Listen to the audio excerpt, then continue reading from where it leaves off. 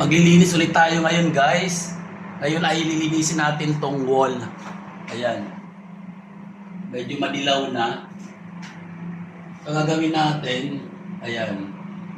So, medyo mahaba siya hanggang doon.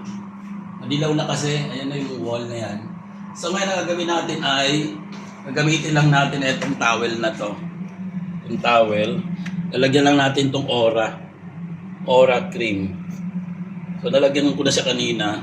Pagkatapos, ilalagay ko lang dito sa wiper. Tapos yun na yung linis natin. Ayan na. Malinis na siya. Hindi siya naninilaw na.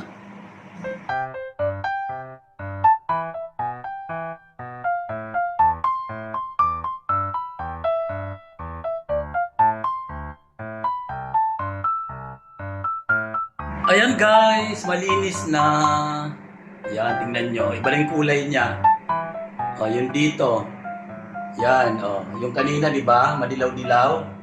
Mayroon pa siyang dilaw, pero hindi na ganun yung tulad kanina. Nauna na talagang madumi. Ayan, no, may dumi. Pero kasi nalaglag lang yung ano na yan. Para yan sa bell. Pero pag binalik yan, natatakpan yung dumi na yan. Hindi ko na pinunasan kasi baka mag-round ako.